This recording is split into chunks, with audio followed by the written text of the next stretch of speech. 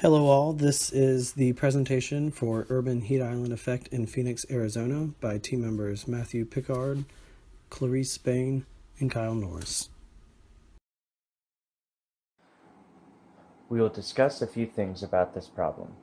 First off, we will discuss why this is considered a wicked problem, the stakeholders and impacts involved. We will introduce the hydraulic cycle and its relevance to the urban heat island effect in Phoenix. We will go over drivers and impacts of this issue, indicators, contrasting scenarios, and a 25-year vision, including indicator-based targets guiding the transition. Urban heat island effect is a wicked problem that is affecting the city of Phoenix, Arizona.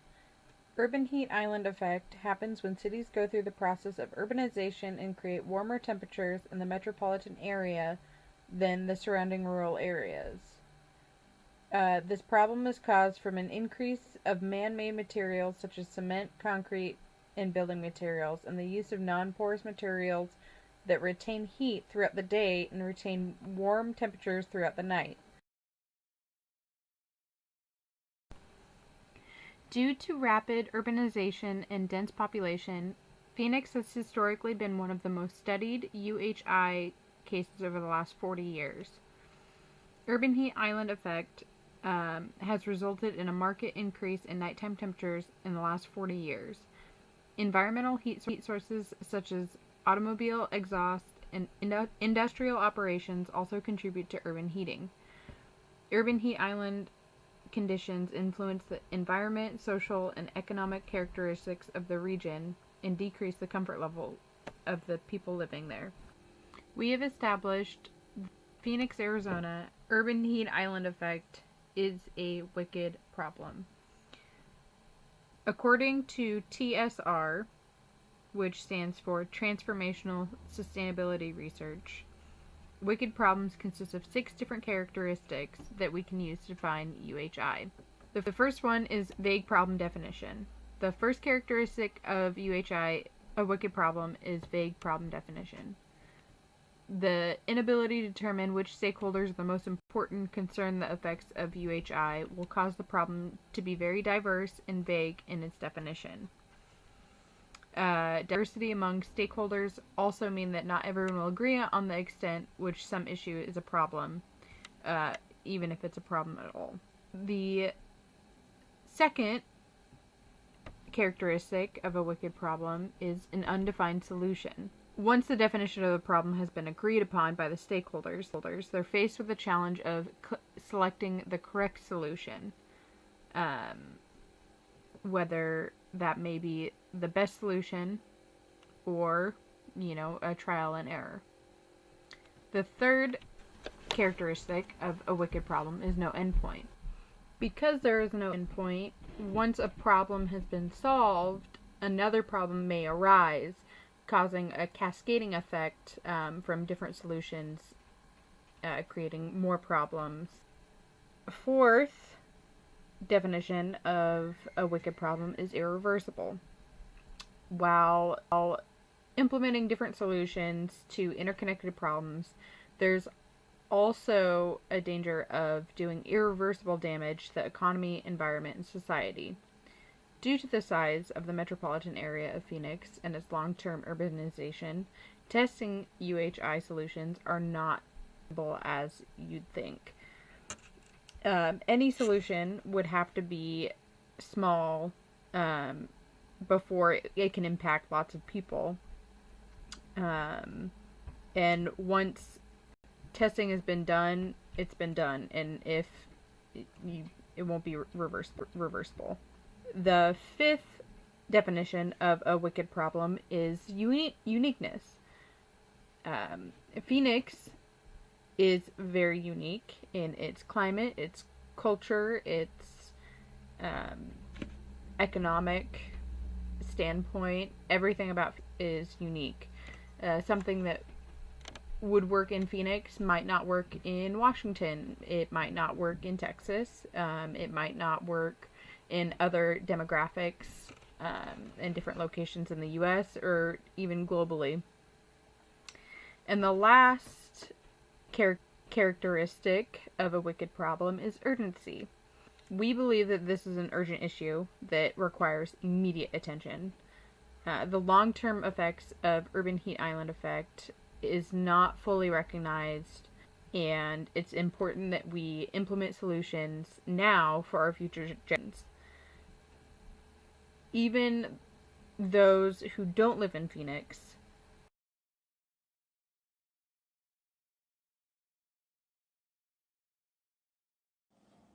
Any wicked problem has many stakeholders involved. Stakeholders in any situation are defined as a person or organization that causes both benefits and harm to a situation. In regards to the UHIe in Phoenix, there are many stakeholders. We have chosen 4 stakeholder groups that are worth mentioning: residents, commercial business interests, city-level government, and farmers. It is possible and more than likely that many people fall into 2 or more of these stakeholder groups, and therefore have a very large effect on the urban heat island effect.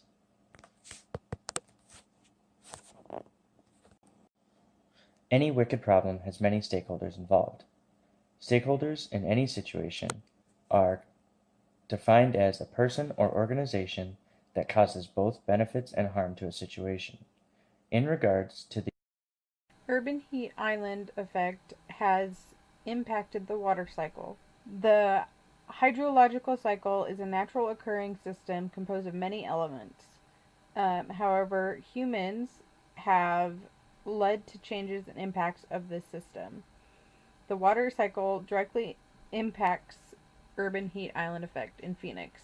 There are 3 primary ways that humans have changed the water cycle in Phoenix: through aquifer mining, urbanization, and reabsorption.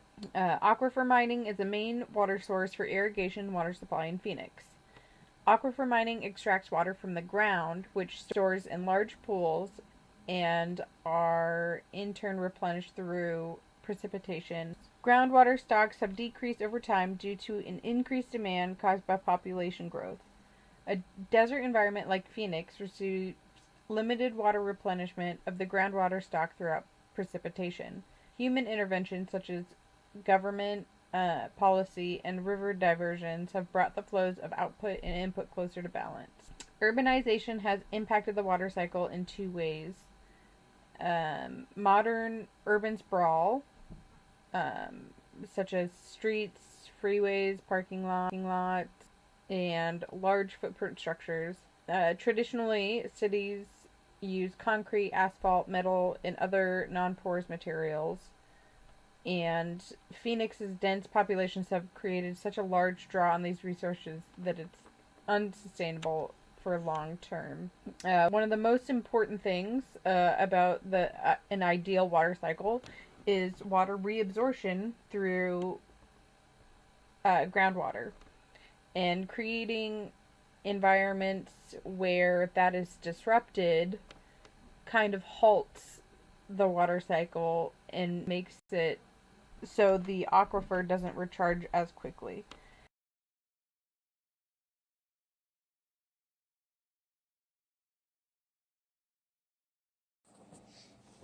There are a lot of negative effects due to these impacts. Some of the negative impacts on the ecosystem are extra runoff, which will increase the chances for flooding. Not as much water is getting absorbed, so it's going to create more runoff. Water runoff will also pick up a lot more pollutants, which will impact the quality of water, the sewage system, and groundwater quality. Deforestation leads to decreased levels of oxygen, which increases the carbon dioxide levels in the air. This also leads to the loss of canopy, which helps cool the ambient temperature. Negative impacts on humans include the depletion of groundwater, emptying the aquifers. It's a finite resource that is currently being used at a faster rate than it can be replenished. Economically, water prices will increase and water will become even more scarce in the desert. This will lead to less water for crops, which causes local food prices to increase and prices to increase in general due to more food miles, higher shipping costs, which again leads to high pollution. more pollution due to more CO2 emissions, which causes a whole slew of health concerns. And the rising heat temperatures lead to a higher rate of heat exhaustion and heat stroke. And with less water being available, that will become even more prominent. There are a lot of negative effects due to these impacts. Every wicked problem needs indicators in order to evaluate whether the situation is getting better or worse, and using those indicators to see if you're moving towards a vision, which we'll go over later, is working, if what you're doing is helping. So some indicators that we've chosen, if you look on the left-hand side, are energy consumption, temperature, income, amount of green spaces, and emissions of greenhouse gases produced by air conditioning units specifically. What type of domain each of these indicators falls into, what type of indicator it is, whether it's a driver, impact, or response, the trend, where it's currently at as an indicator, if it's increasing or decreasing, and knowing where you want those to be in order to get your specific vision that you're trying to obtain. You need what kind of unit of measurement that you're going to use, and the estimated value. That's what you actually use to find out where the state is currently at and have a goal. You set a value that you want to hit after the estimated value. So for example, I'll go over one, you can look over the graph and look at the rest of them. Energy consumption, it's in the economic domain. It's a response type because energy consumption, you respond by increasing your use of energy to lower the temperature in your home, for example.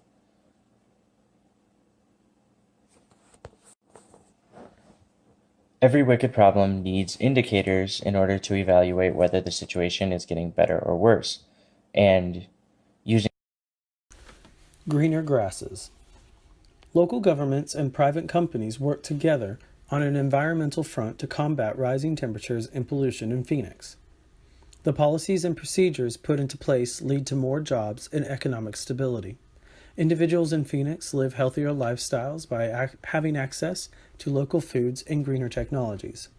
As temperatures decrease and everyone has access to more efficient public transportation, personal vehicles become less popular due to cost. Community-run gardens means less economic divide.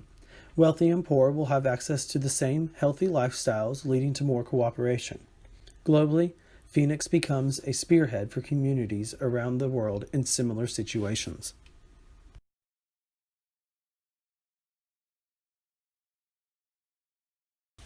Desert wasteland.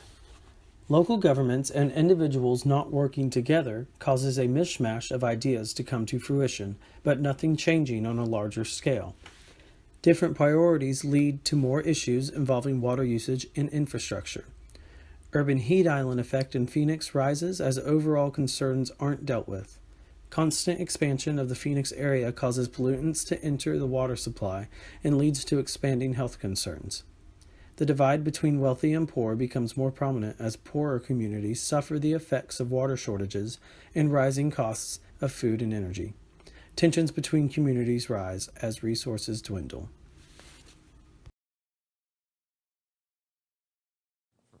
Our 25-year vision would have many benefits. In the social section, it would give power and ownership to community members. There'd be a higher level of comfort with lower nighttime temperatures, shaded walkways, cool pavements, which would lead to less health problems. Less skin problems like skin cancer and reduced risk from heat-related issues, such as heat stroke and dehydration and possible death. Phoenix used to be called the City of Gardens and Trees. There's no reason it can't get back to that. With our vision, that's the goal. It would be more pleasant not only to look at, but to spend time in.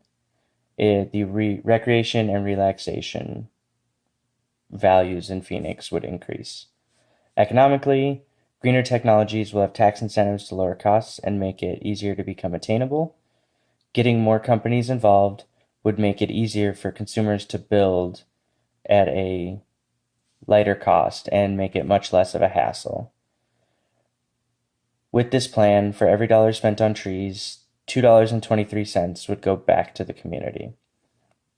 Environmentally speaking, it creates a nice foundation for sustainability, increases the amount of solar power used. Green technology is not only used for business, but for residents, will allow for less anthropogenic heat and less water and energy wasted.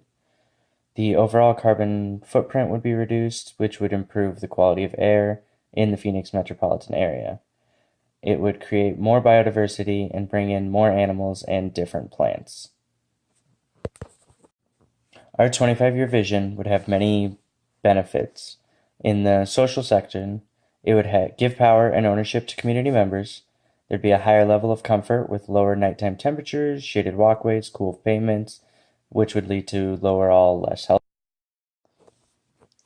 The most important thing about our 25-year plan is education. Education is the key. Communication and media would be powerful tools, getting messages across the board. There can be broadcasting for federal and state tax incentives, future public transportation incentives, etc. A lot of people in Phoenix are unaware of the incentives that are currently in place for clean energy and public transportation. Part of this would also be community-hosted workshops to help show how to build green roofs and how to turn your rooftop into a cool rooftop, as well as other things. Teach people how to grow in a desert climate. There's plants you can grow out here, and you'd have to know what time of year they can grow and what type of fertilizer and how to grow them. The most important thing about our 25-year plan is education. Possible barriers. Technological. The efficiency of cool roofs, residential solar power, high albedo building materials, and water recycling are not yet the best they can be and are not cost efficient enough to warrant change. Financial. Getting the government to create policies to fund and support public transportation could lead to both residents and businesses struggling. Costs might get too high and might make living unaffordable, pushing out smaller businesses if there are no subsidies. Also, the average family already living paycheck to paycheck, trying to feed themselves, won't be able to deal with any increase in taxes that would be the result of government spending. Phoenix is growing at an exponential rate, and the spike in costs will cause a cessation of growth. Social. Residents may not view urban heat island effect as their problem. They might not take responsibility and just put blame on the government and rely on them to do the work.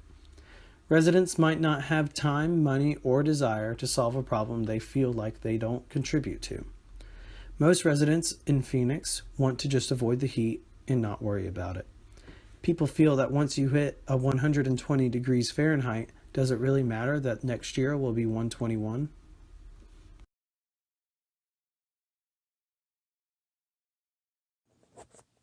So, in conclusion, we've gone over what urban heat island effect is, why it really matters to the everyday person, to businesses, to individuals, and, one plan at least that may help mitigate and make this a less daunting problem in the future.